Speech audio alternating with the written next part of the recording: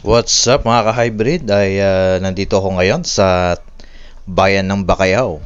Nakakita tayo ng super hybrid rice SL39 no mga ka-hybrid, ang SL Agritech. So ngayon lang natin makikita to. So wala tayong ibang nakikita na tanim kundi puro SL20, SL8, SL19. Yan mga ka-hybrid, ito.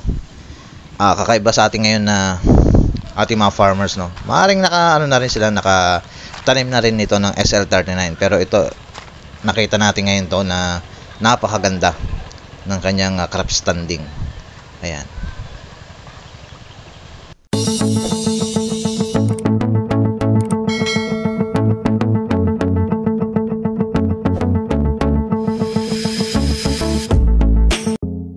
Magandang araw mga ka-hybrid, Lakbay Farm Vlog. Nagbabalik muli sa aking YouTube channel. At kung bago ka lang sa aking YouTube channel, huwag mo kalimutan mag-subscribe. Pahit na rin po ang notification bell para lagi po kayo updated sa mga bagong uploads at mga videos natin. So for today's vlog ay nandito po ako ngayon sa barangay Bacayao, Gimban, Nueva Ecija. So ngayon nandito ako ngayon sa area na to ay kung saan ay nagtanim po sila ng SL39 no mga ka-hybrid. So ang farmer po natin dito ay si Eusebio Tablang no mga ka-hybrid. So siya po ang SL39 user po rito mga ka-hybrid. So titingnan natin yung kanyang tanim, kung maganda po ba ang kanyang uhay, yung SL39 crop standing ng merong isang SL39 no mga ka-hybrid. So papakita natin dito mga ka-hybrid at sa inyo mga ka-hybrid ay kung gaano ba kaganda ang SL39 compare in other varieties ng SL Agritech ng mga ka-hybrid. So ito ay may recommend natin sa wet or dry season. So samahan nyo ako mga ka-hybrid at share sa atin itong super hybrid rice ng SL39 ng mga ka-hybrid. At tingnan natin dito kung ito ba ay talagang matibay sa sakit at hindi ba ito dapuin ng mga sakit ng mga ka-hybrid. So tingnan natin yung crop standing, lahat na pwede natin makita rito mga ka-hybrid. So ano pang hinihintay nyo mga ka-hybrid? Tara, let's go! Hello, what's up mga ka-hybrid? Nandito na naman tayo sa panibagong update na naman ng tanim ng super hybrid rice SL39 mga ka-hybrid ng SL Agritech. So yan, makikita nyo dyan mga ka-hybrid, napakakapal ng kanyang inuhay no mga ka-hybrid. Ayan no, talagang maganda yung pagkaka-preparation ng pagtatanim nila rito mga ka-hybrid. So alamin natin dito yung protocol nila. Susunod na update natin yung protocol ng kanilang fertilizer ng mga ka-hybrid. So pero bago yan mga ka-hybrid ay tayo ay magsha-shoutout na naman. Yan mga ka-hybrid. So sa walang sawang kapapanood ninyo sa aking channel, salamat din mga ka-hybrid. At para po sa inyo to mga ka-hybrid ng aking pagbibideo sa lahat ng mga farmers po natin na mga maaari makatulong dito. So yan, dako na tayo sa mga isa-shoutout natin yan. Nagpapa-shoutout ang ating mga ka-farmers natin ay si Remelito Catamora. Yan, shoutout sa iyo sir.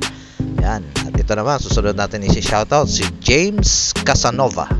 Yan, sila ay nanonood sa Taiwan pa mga ka-hybrid. Talagang nakakaabot yung ating channel sa iba't ibang panig ng mundo no mga ka-hybrid. Shoutout sa inyo dyan sa Taiwan.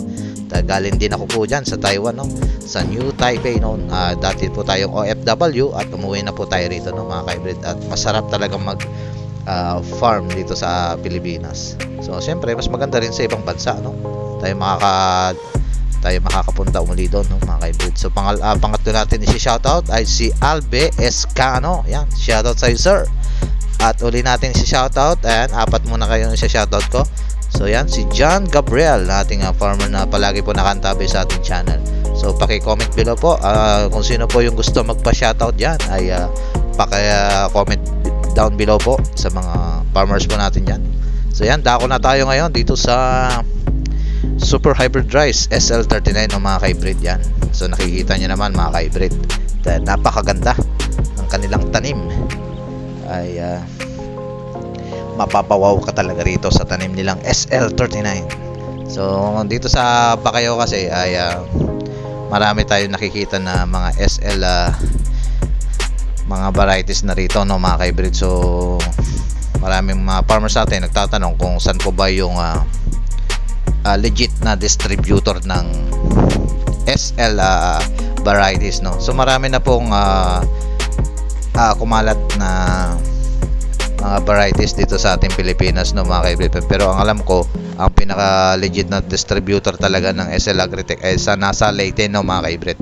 Tapos nag-spread na ang kanilang company, lumipat sa mga sister company na po sila, nagpunta ng Isabela, sa iba't ibang panig na rin ng Pilipinas po ang SL Agritech, no mga ka-hybrid. So para ay makatulong din sa ating mga farmers na mapayabong ang kanilang mga ani at mag-ano to mga ka-hybrid. So dati kasi noon mga ka-hybrid ay talagang yung mga inaani natin talaga ay hanggang above level lang talaga yung metric tons na potential yield na kayang anihin sa isang area, no mga ka-hybrid. So ngayon evolve na ngayon ang ating teknolohiya. So dumating na ngayon ng mga longping galing sa China, SL Agritech, at marami pa iba mga ka-hybrid na super hybrid yan, katulad ng mga PH Pioneering Derby hybrid rice, no mga ka-hybrid. Samantala yung Pioneering hybrid kasi mga ka-hybrid ay talagang limited talaga yung pagdating, so hindi pa nila ganun ka productive ang kanilang pagbibigay dito sa ating mga farmer. At isa pa, siyempre mas tinatangkilik kasi ng mga farmers natin na yung saan sila makakamura ng mga binhi na kaya nilang i-avail sa isang bilihan ng agri-supply, no mga ka-hybrid. Sa DA natin mga ka-hybrid. So yan. So dako na tayo rito muli sa tanim ng SL39, no mga ka-hybrid. So yan, kikita nyo dyan, napakaganda po ng crop standing. Alamin natin ngayon yung protocol dyan mga ka-hybrid, at i-interview natin yung isang farmer natin dito na di natin natanong yung protocol nila rito. So ako na po ang mag-i-interview doon kung ano po yung technique, diskarte nila para bakit ganito kaganda yung tanim nilang SL39, no mga ka-hybrid. So tatanungin din natin yung maturity nitong SL39 nila. So hindi natin alam kung anong ilang days na to, pero parang pagkakalam ko rito mga nasa day 60 na to, day 70 yan mga ka-hybrid. Flowering stage na siya. Ayan. So siguro kaya maganda ito. Ayan mga ka-hybrid, ganyan maganda yung uhay. So hindi pa rin maiwasan pa rin yung mga stem borer dito. Talagang napapansin natin sa mga SL varieties ay talagang nakikita natin yung mga uban-uban o yung stem borer na sakit sa palay, no. Hindi talaga maiwasan yan kahit sa anumang variety yan mga ka-hybrid. Dadapuan talaga ng stem borer yan. Ayan. Kahit konti, okay lang yung konti, pero yung as in na kada puno ay dinapuan ng stem borer ay talagang bababa po talaga ang kanyang pag-aani dito sa ating mga ka-hybrid. So alamin din natin dito yung nila kaya ganito kalinis yung kanilang area, no. Ayan, walang kadamo-damo, walang mga antena, no, yung lalaking palay. So tanongin din natin kung ano yung mga in-spray nila rito na fungicide, insecticide, yung mga foliar mga ka-hybrid na pwede nating dito makuha na tip na pwede nating pwede makatulong sa ating mga ibang farmers natin, ng mga ka-hybrid. So yan. Talagang kapal. Kukuhanan din natin to ng ng butil, no mga ka-hybrid, at para may kumpara din natin sa ibang varieties na katulad sa amin ay inaabot mo ng halos 700, 800 na yung butil kada uhay. Ito kukuhanan din natin to mga ka-hybrid at hindi natin palalagpasin to. Yan. Yung panicle length, ayan, parang hindi siya nagkakalayo sa SL8 mga ka-hybrid. Ayan, nagre-range ito nasa 25. Okay na yan. Basta ang range ng panicle length, importante yan, nasa between 20 to 30. Okay na yan mga ka-hybrid. Kasi ang SL8 talagang maliit yung kanyang uhay pero napakahitik ng kanyang mga binutil. So yan mga ka-hybrid. So ayan, sangsulyap pa mga ka-hybrid. At para makita natin mga ka-farmers, paka-comment below po sa mga naka-experience na po ng SL39 ng mga ka-hybrid. Yan, kung ano po ba yung naging protocol nyo at na may share din po ninyo rito at makatulong po sa ating mga farmers po natin. Yung tips, ano ba yung mga diskarte, yung mga foliar na inyong ginagamit po mga ka-hybrid. So dito sa SL39 na hindi pa natin na tutukoy kung ano po yung ginamit nilang foliar dito na mga ka-hybrid. O tatanungin din natin kung gumamit din ba sila ng Amo Plant Growth Enhancer. So yung iba kasi gumagamit ng Amo Plant Growth Enhancer dito kung sila ay nakagamit din ba ng Amo Plant Growth Enhancer. So para maikukumpara natin sa mga nakagamit na rin, ano po ba kung gaano ba kaganda ng Amo Plant Growth Enhancer sa kanilang area. So yan lang mga ka-hybrid, at salamat muli sa inyong walang sawang